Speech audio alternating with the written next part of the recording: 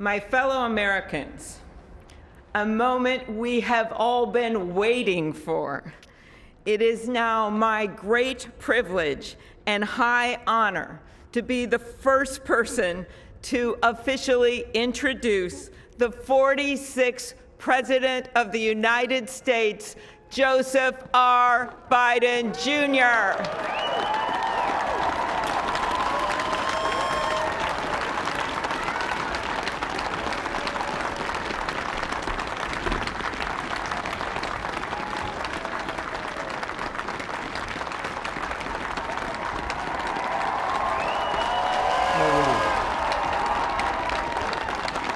Chief Justice Roberts, Vice President Harris,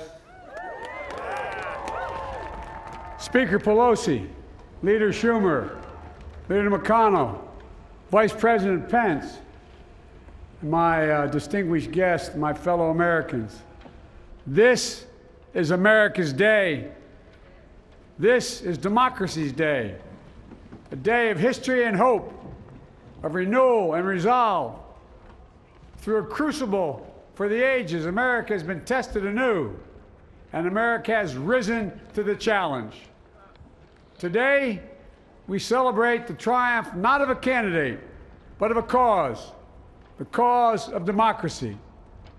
The people, the will of the people has been heard, and the will of the people has been heeded. We've learned again that democracy is precious. Democracy is fragile. And at this hour, my friends, democracy has prevailed. So now, on this hallowed ground where just a few days ago, violence sought to shake the Capitol's very foundation, we come together as one nation, under God, indivisible, to carry out the peaceful transfer of power as we have for more than 2 centuries. As we look ahead in our uniquely American way, restless, bold, optimistic, and set our sights on the nation we know we can be and we must be. I thank my predecessors of both parties for their presence here today. I thank them from the bottom of my heart, and I know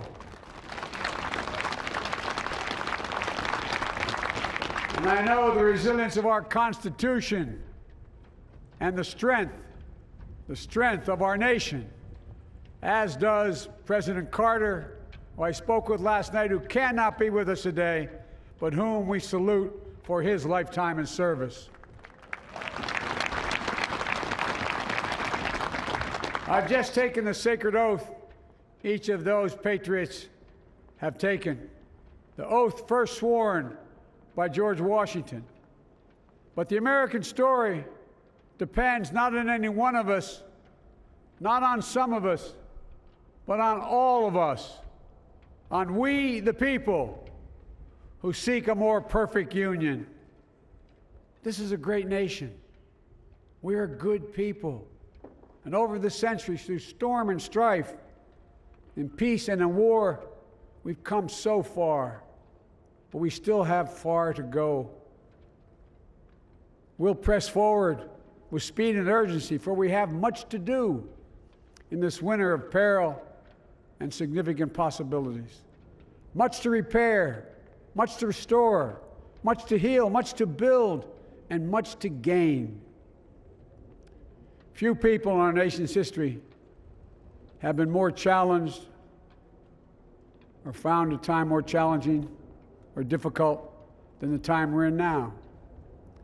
Once-in-a-century virus that silently stalks the country. It's taken as many lives in 1 year as America lost in all of World War II. Millions of jobs have been lost. Hundreds of thousands of businesses closed. A cry for racial justice, some 400 years in the making, moves us. The dream of justice for all will be deferred no longer. A cry for survival comes from the planet itself, a cry that can't be any more desperate or any more clear. And now, a rise of political extremism, white supremacy, domestic terrorism that we must confront and we will defeat. To overcome these challenges, to restore the soul and secure the future of America, requires so much more than words. It requires the most elusive of all things in a democracy: unity. Unity. In another January, on New Year's Day in 1863, Abraham Lincoln signed the Emancipation Proclamation. When he put pen to paper, the president said, and I quote, "If my name ever goes down into history, it'll be for this act, and my whole soul is in it." My whole soul is in it. Today, on this January day, my whole soul is in this, bringing America together, uniting our people, uniting our nation. And I ask every American to join me in this cause.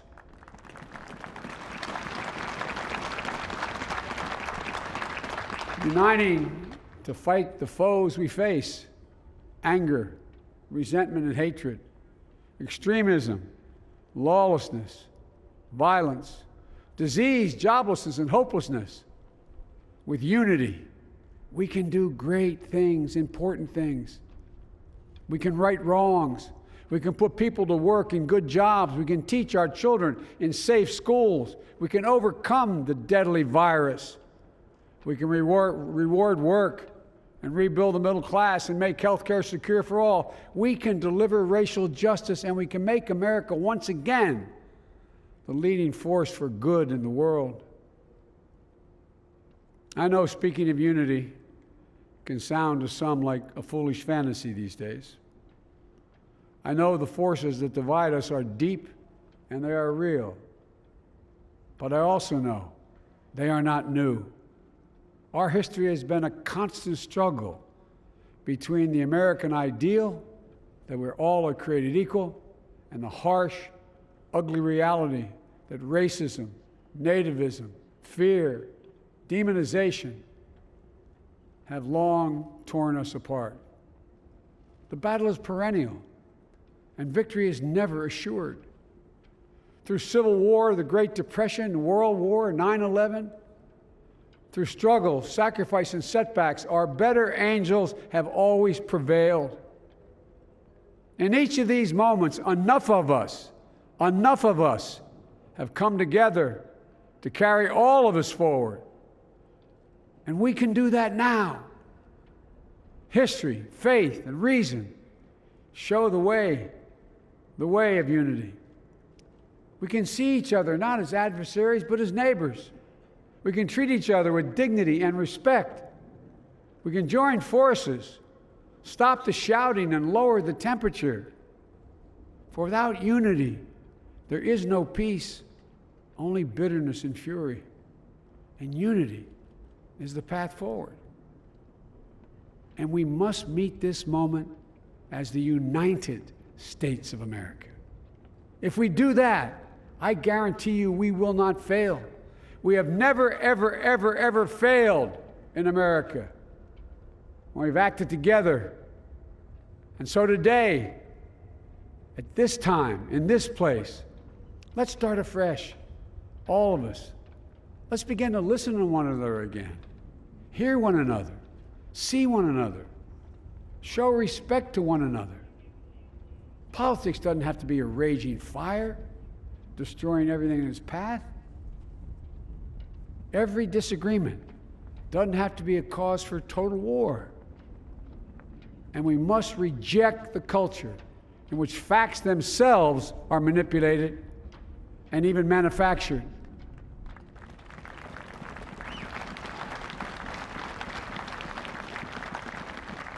My fellow Americans, we have to be different than this. America has to be better than this. And I believe America is so much better than this. Just look around.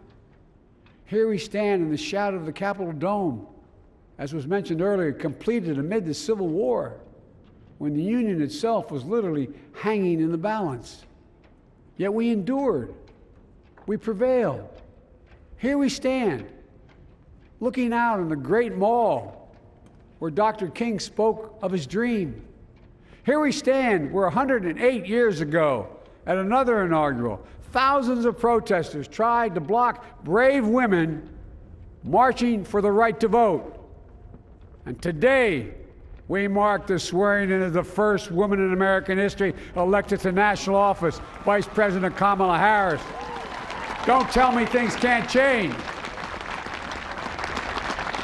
Here we stand, across the Potomac from Arlington Cemetery, where heroes who gave the last full measure of devotion rest in eternal peace. And here we stand, just days after a riotous mob thought they could use violence to silence the will of the people, to stop the work of our democracy, to drive us from this sacred ground. It did not happen. It will never happen. Not today, not tomorrow, not ever. Not ever.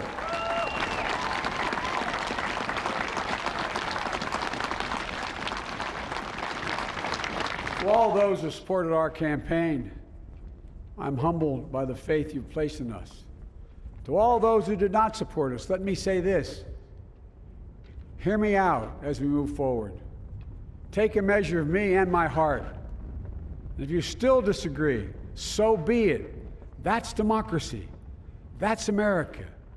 The right to dissent peaceably within the guardrails of our republic is perhaps this nation's greatest strength. Yet hear me clearly. Disagreement must not lead to disunion. And I pledge this to you. I will be a president for all Americans. All Americans. And I promise you, I will fight as hard for those who did not support me as for those who did.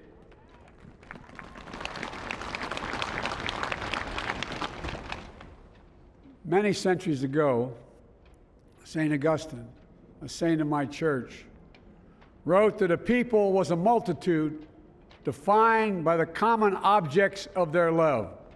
Defined by the common objects of their love. What are the common objects we as Americans love that define us as Americans? I think we know. Opportunity, security, liberty, dignity, respect, honor, and yes, the truth. Recent weeks and months have taught us a painful lesson. There is truth and there are lies. Lies told for power and for profit. And each of us has a duty and a responsibility as citizens, as Americans, and especially as leaders. Leaders who have pledged to honor our Constitution and protect our nation, to defend the truth and defeat the lies. Look, I understand that many of my fellow Americans view the future with fear and trepidation. I understand they worry about their jobs. I understand, like my dad, they lay at bed at night, staring at the ceiling, wondering, can I keep my health care? Can I pay my mortgage? Thinking about their families, about what comes next. I promise you, I get it. But the answer is not to turn inward, to retreat into competing factions, distrusting those who don't look like you, or worship the way you do, or don't get their news from the same sources you do. We must end this uncivil war that pits red against blue, rural versus urban, conservative versus liberal. We can do this if we open our souls instead of hardening our hearts, if we show a little tolerance and humility, and if we're willing to stand in the other person's shoes, as my mom would say, just for a moment, stand in their shoes. Because here's the thing about life. There's no accounting for what fate will deal you. Some days, when you need a hand. There are other days when we're called to lend a hand. That's how it has to be. That's what we do for one another. And if we are this way, our country will be stronger, more prosperous, more ready for the future. And we can still disagree. My fellow Americans, in the work ahead of us, we're going to need each other. We need all our strength to persevere through this dark winter. We're entering what may be the toughest and deadliest period of the virus. We must set aside politics and finally face this pandemic as one nation. One nation. And I promise you this, as the Bible says, weeping may endure for a night, but joy cometh in the morning. We will get through this together. Together. Look, folks, all my colleagues I serve with in the House and the Senate up here, we all understand the world is watching all of us today. So here's my message to those beyond our borders. America has been tested, and we've come out stronger for it. We will repair our alliances and engage with the world once again, not to meet yesterday's challenges, but today's and tomorrow's challenges. And we'll lead not merely by the example of our power, but by the power of our example.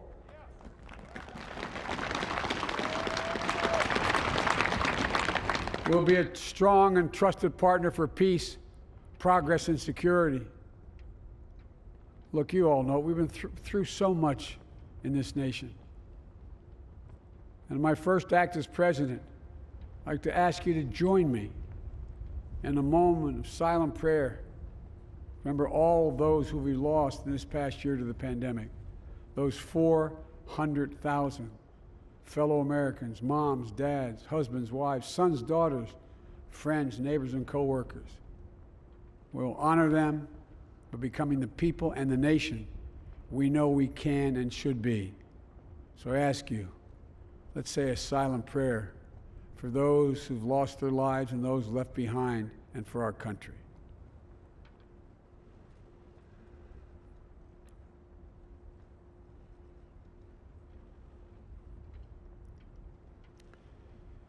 Amen. Folks, this is a time of testing. We face an attack on our democracy and on truth, a raging virus, growing inequity, the sting of systemic racism, a climate in crisis, America's role in the world. Any one of these would be enough to challenge us in profound ways.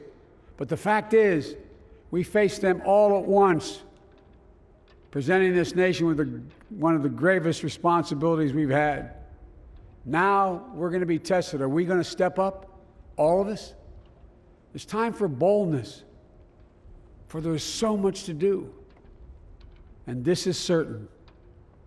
I promise you, we will be judged, you and I, by how we resolve these cascading crises of our era. We will rise to the occasion is the question. Will we master this rare and difficult hour? Will we meet our obligations and pass along a new and better world to our children? I believe we must. I'm sure you do as well. I believe we will. And when we do, we'll write the next great chapter in the history of the United States of America, the American story. A story that might sound something like a song that means a lot to me. It's called American Anthem.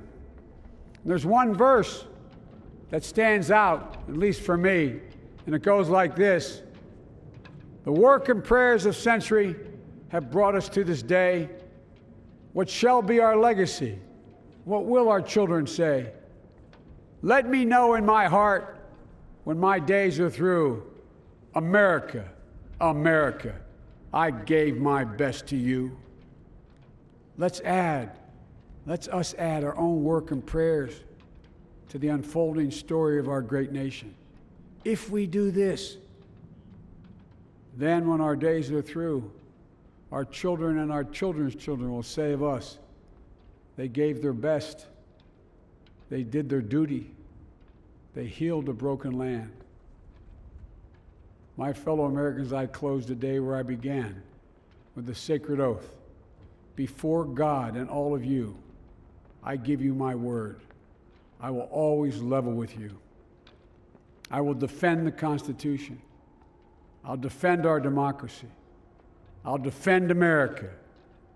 And I'll give all of you, keep everything I do in your service, thinking not of power, but of possibilities, not of personal interest, but the public good. And together, we shall write an American story of hope, not fear, of unity, not division, of light, not darkness, a story of decency and dignity, love and healing, greatness and goodness. May this be the story that guides us, the story that inspires us, and the story that tells ages yet to come that we answered the call of history. We met the moment. Democracy and hope, truth and justice did not die on our watch but thrived. That America secured liberty at home and stood once again as a beacon to the world. That is what we owe our forebears, one another, and generation to follow. So, with purpose and resolve, we turn to those tasks of our time, sustained by faith, driven by conviction, and devoted to one another and the country we love with all our hearts. May God bless America, and may God protect our troops. Thank you, America.